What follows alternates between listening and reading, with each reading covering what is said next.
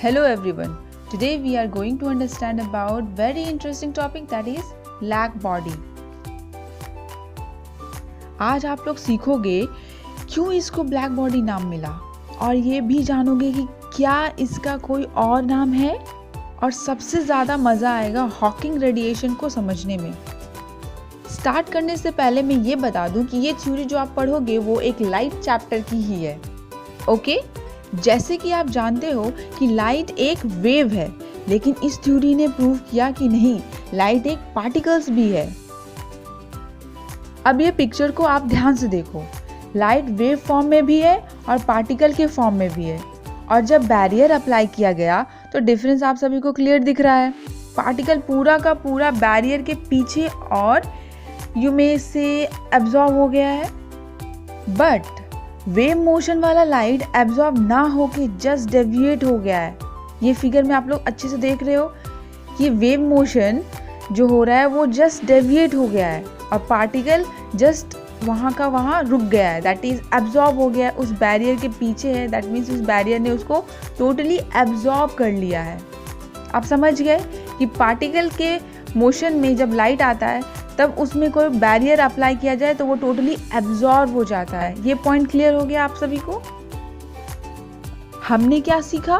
Particle form के जो light होते हैं वो टोटली एब्जॉर्ब कर लिए जाते हैं। एक और बात, आप सभी कंफ्यूज होंगे कि 2 टाइप्स के लाइट एग्जिस्ट करते हैं, पार्टिकल और वेव। कैसे? तो बात कुछ ऐसा है कि लाइट का सोर्स एक ही होता है, बट उससे निकलने वाली एनर्जी और फोटोन सेम नहीं होती है। उसमें डिफरेंट तरह के वेव फॉर्म्स होते हैं, बहुत तरह के पार्टिकल्स और क्वांटा या क्वांटम होते हैं। क्लियर? अब ये समझो कि फोटोन्स और क्वांटा ये 2 वर्ड क्या हैं।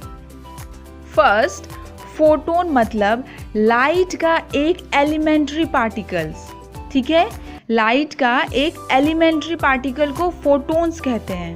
और क्वांटा प्लूरल वर्ड है क्वांटम का, ठीक है? क्वांटा प्लूरल वर्ड है क्वांटम का, जिसका मतलब मल्टीपल ऑफ लाइट पैकेट होता है।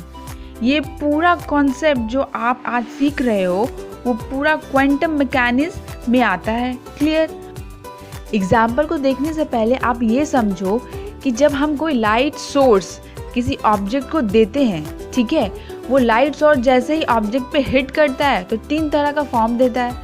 या तो वो ऑब्जेक्ट एब्जॉर्ब करेगा लाइट फॉर्म को, या तो रिफ्लेक्ट कर देगा, या तो ट्रांसमिट कर देगा। इसमें जानने वाली बात ये है कि जो पोर्शन रिफ्लेक्ट होता है वही हमारी आंखों को दिखाई देता है।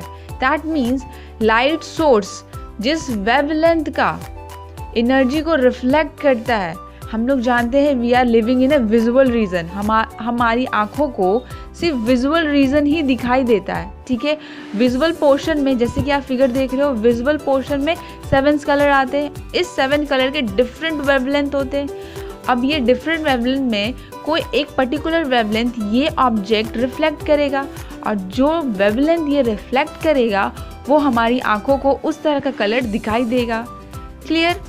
इसी रिफ्लेक्ट पोर्शन को हमें आगे सीखना है। जो रिफ्लेक्ट करता है उससे कलर दिखाई देता है।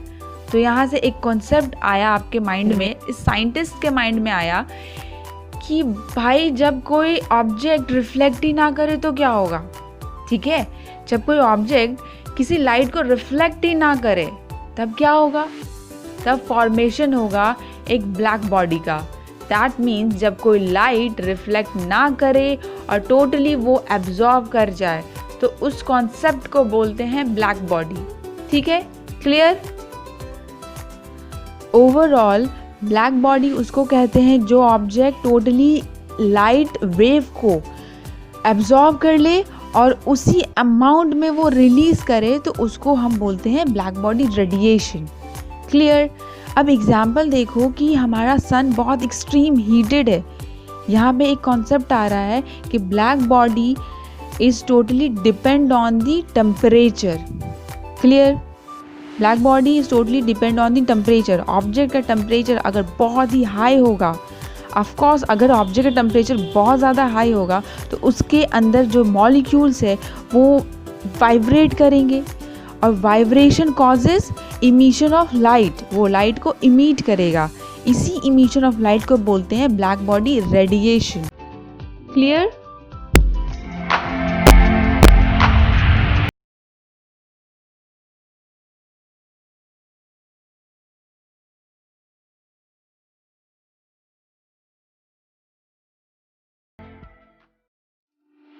किसी लाइट में कितना अमाउंट का एनर्जी ऑफ पैकेट है या बोलो लाइट पैकेट अवेलेबल है, उसको निकालने के लिए मैक्स प्लैंक ने एक फॉर्मूला दिया।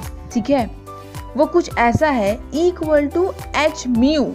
ठीक है, ई यहाँ पे मतलब total energy of packet. Packet में क्या था? पार्टिकल्स था। ठीक है, हम लोग अभी किस पैकेट की बात कर रहे हैं? हम लोग पार्टिकल्स की पैकेट की बात कर रहे हैं। ठीक है, तो ई यहाँ पे है एनर्जी ऑफ पैकेट, कितने अमाउंट में एनर्जी ऑफ पैकेट वो इमिट कर रहा है। क्लियर?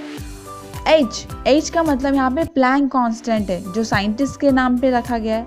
प्लैंक कांस्टेंट एक कांस्टेंट वैल्यू है जिसकी वैल्यू ऑलरेडी गिवन है, that is 6.626 into 10⁻⁻34 joule second. Clear? Mu, यहाँ पे म्यू एक फ्रीक्वेंसी ऑफ रेडिएशन को कहते हैं। ठीक है, फ्रीक्वेंसी ऑफ रेडिएशन। अब मुझे मान लो अगर म्यू निकालना है एग्ज़ाम में, ठीक है, फ्रीक्वेंसी ऑफ रेडिएशन नहीं दिया है, निकालना है, या हमारे एग्ज़ाम में वेवलेंथ गिवन है और मुझे इसी फॉर्मूला से निकालना है, तो हम कैसे निकालेंगे? मुझे पता होना चाहिए कि फ्रीक्वेंसी का दूसरा फॉर्मूला भी है जिसमें फ्रीक्वेंसी इन्वर्सली प्रोपोर्शन है क्या? वेवलेंथ से। क्लियर?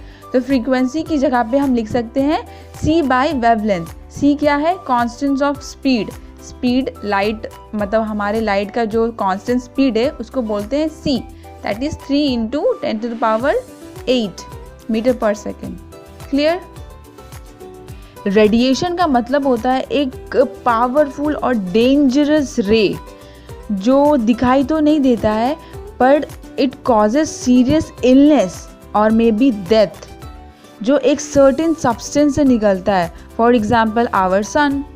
ठीक है, रेडिएशन में अलग अलग तरह के वेव्स होते हैं जिसमें कलर होते हैं, जैसे विजुअल रे एंड अदर्स रेज, जो UV ray, gamma ray, cosmic रे, ये सारे में कलर अवेलेबल नहीं होते जो हमारे आई से दिखाई नहीं देती है। कोई भी ऑब्जेक्ट तभी रेडिएशन रिलीज करता है जब उसका टेम्परेचर सराउंडिंग से ज़्यादा हो। ये पॉइंट बहुत इंपॉर्टेंट है। अब ग्राफिकल रिप्रेजेंटेशन से समझते हैं कि ब्लैक बॉडी कैसे काम करता है। इस ग्राफ को ध्यान से देखो। इस ग्राफ में बीच वाला पार्ट विजुअल रीजन है और हम तुम्हारे लेफ्ट साइड में यूवी है और तुम्हारे राइट साइड में इंफ्रारेड है। ठीक है, जैसे ही टेम्परेचर सन पे रहता है, देखो ये निडल को, इस निडल में टेम्परेचर सन पे है, जैसे ही टेम्परेचर सन पे होता है कुछ पार्ट इसके विजुअल रीजन में आते हैं, कुछ पार्ट यूवी में आते हैं, कुछ पार्ट आईआर में आते हैं, दिख रहा है।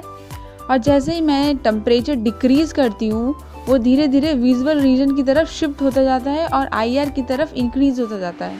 ठीक है, अब हम इस फिगर को धीरे धीरे टेम्परेचर इंक्रीज करेंगे। जैसे ही टेम्परेचर को हम इंक्रीज करेंगे हम नोटिस करेंगे कि ये ग्राफ धीरे धीरे शिफ्ट हो रहा है अल्ट्रा वायलेट लाइट की तरफ, विजुअल रीजन की तरफ जाते हुए अल्ट्रा वायलेट लाइट की तरफ ये शिफ्ट हो रहा है। तो मुझे इससे क्या पता चल रहा है कि ब्लैक बॉडी रेडिएशन में जब हीट इंक्रीज होता है तो वो कलर इमिट करना बंद कर देता है। मीन्स जैसे ही टेम्परेचर बहुत हाई हो जाएगा वो विजुअल रीजन से शिफ्ट होते हुए यूवी रीजन में चला जाएगा। क्लियर?